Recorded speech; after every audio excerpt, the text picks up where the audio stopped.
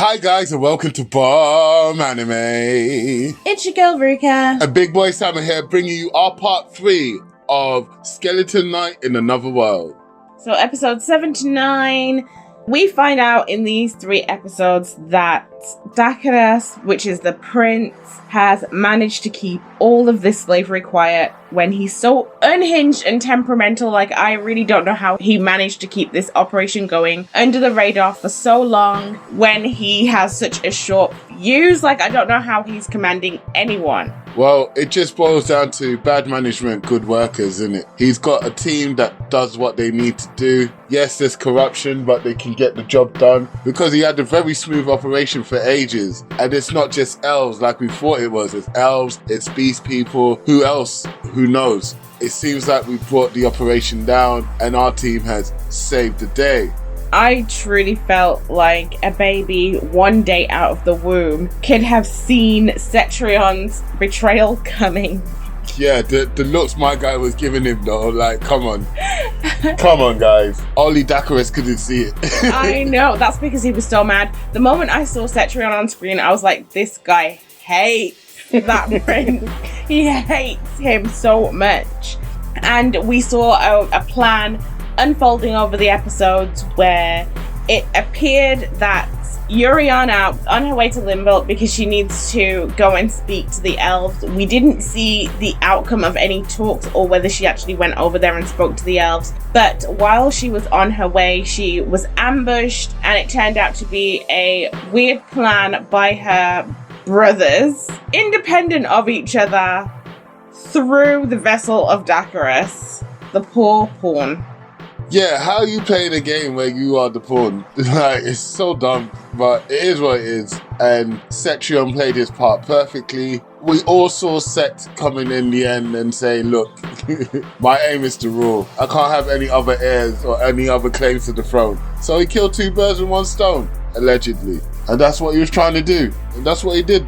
But that's actually what confused me about the whole thing. We don't know the ages of each of the kids. They didn't I can't remember them mentioning if one was the older brother or not. Maybe they did. But it's weird that Prince Sekt was happy to watch his sister die at the hands of their brother to secure the throne, because don't they have like some kind of order of succession when it comes to the throne? And also, Arianne is a girl, so she wouldn't really have any part of the throne anyway, and Dakares had done enough illegal things to jeopardize his own succession to the throne as it was, with the elves and everything and all the things that he was doing, jeopardizing treaties and getting caught. That's probably the main thing, the getting caught, maybe not doing the actual actions. And they also have another sister that wasn't targeted, so it can't be about the succession. It just seemed weird that she was included in that way, because I don't feel like it was necessary.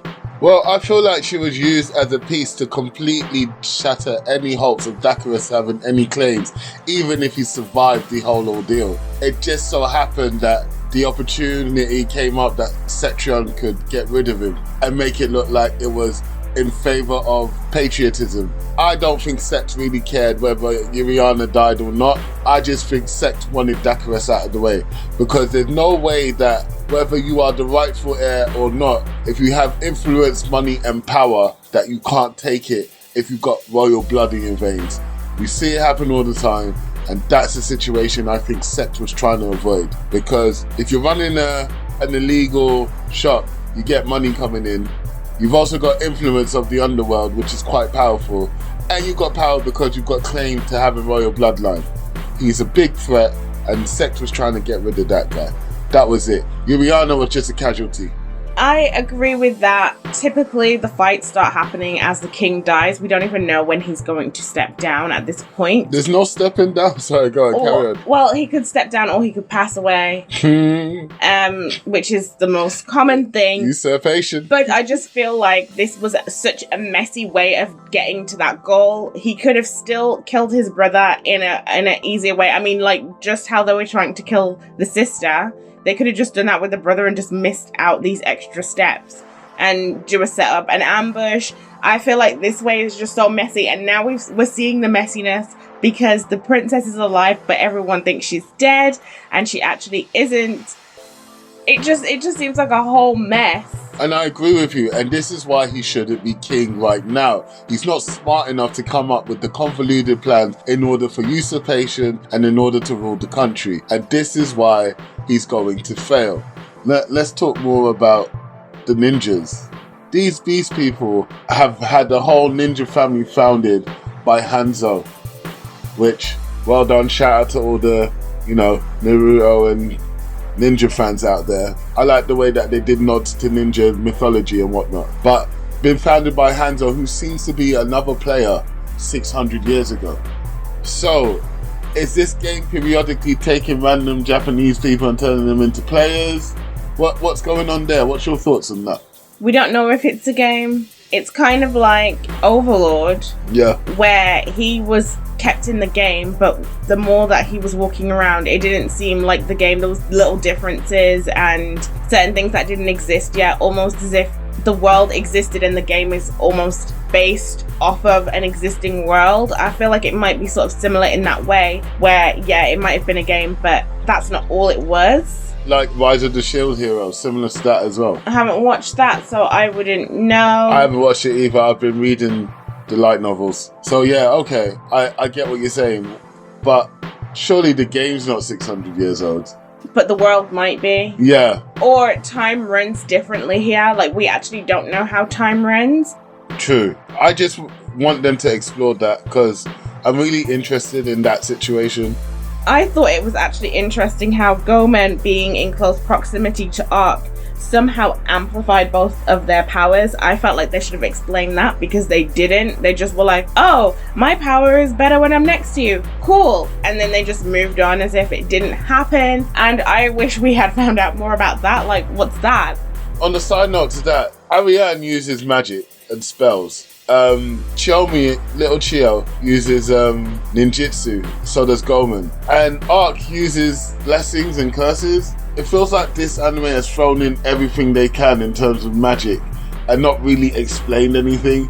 And it's started to get on my nerves a little bit. Not too much. I'm enjoying the anime, but I'm a guy who likes the magic and the lore behind it and making sure it makes sense and stuff like that. So I want to know, is there a mana system? Is it what is it? Let me know, please. I also feel the same way. Not necessarily the same way that you do, but I feel like we don't know anything about any of their powers, and we're on episode 9. I still don't know everything that Ark can do, and Ark hasn't even tried to test it out. Like, you would think he came from the game. He seemed to have quite a lot of knowledge about the game mechanics and the types of classes and what class should have what powers and things like that. But then he hasn't even tested out to see what he can do. We only know a couple of his powers. We only know a couple of things that Arianne can do. She only does about 2 things, and we've only seen Chiyome do 1 ninjutsu, which I love, actually, to be honest. Oh, yeah, no trace. So, cool. So I enjoyed that, but it's kind of like also the new guy that they introduced as well, Goeman only can do 1 thing, or possibly 2. Maybe the amplification is like a buff that he has. Yeah. Or maybe it's what Ark has. I don't know why it works together. They're just not giving me what I want in terms of those types of things. I would like a little bit more of that too. So we found out that there's a Revlon Empire, and Dimitinianus or something like that is the emperor, and he's the one who provided the rings that is running amok on the creatures of the forest and all around the nation, and making them do the biddings of whoever. And it sounded like Sekt was the one who had the rings as well as Dakares. They both had the rings to play with. So I was like, oh, okay, plot twist. I didn't expect that both brothers were using the rings. So I'm wondering, what does Sekt use the rings for? Because it seems like we've only seen Dakares use the rings in order to do other things. Or am I reading into it wrong? I feel like based off of personality, Sekt would be more likely to use it on a human rather than on animals, and have them quite close. Who knows if Cetrion actually did truly despise Dakares, or whether that was just Sekt's feelings coming through with the ring. We just don't know. It did seem a bit like he had given them both just to see what would happen. He almost seems like he just wants to know what would happen. But what I want to know is how this emperor, who seems like he's in control of another nation, know all about these kids. And yet the king lives in the same yard and doesn't know what's going on. You can't Tell make him again, me... Ruka. Tell him again. I'm just wondering how he hasn't been usurped. Like, how is he still here when all of this is going on around him and he seems like he's none the wiser? Either he knows what's going on and he just doesn't give a or he has no idea, and there's even more to worry about because we heard about a plan to bring the kingdom down. I don't even know, you know, because like the usurpation is coming soon. Like Sekt is obviously gonna try and kill the king to take the throne soon. Like that's the way I see it going. Sekt might really like his dad, and that's the only royal family member he cares about. Who knows? But I don't think it's likely. So that is coming. The king is ineffective because you had the slave trade happening under your eyes. You have your kids trying to kill each other under your eyes. You have no idea the impoverished or the poverty that's going on in your nation. And there's this guy who has super OP powers going around saving the day, and yet you don't know they exist or you haven't tried to come and say hi to them. Like, do you get what I mean? Like, bro, come off the throne, fam. Just come off the block. Yeah. It is a mess all around, but on the bright side, Ark and Arianne did go ahead and save a bunch of beast people and some more elves. I thought it was nice how she used her flame on the dead bodies and you saw all of the souls leaving the bodies. That was a really nice moment. Beautiful. And I like the theme that has been going on through the whole season. It makes it feel really more realistic instead of dealing with it over a couple of episodes and leaving it. It's always sort of in the background like it's not done, while they're bringing in other elements such as the royals coming in and finding out more about the plots, because at the beginning we really had no idea who was plotting against who, and we still have characters from the earlier episodes that we haven't seen yet that we still are expecting to make a reappearance. So far I'm really enjoying this season. Yeah, totally enjoying it too. So guys, don't forget to like, subscribe and share.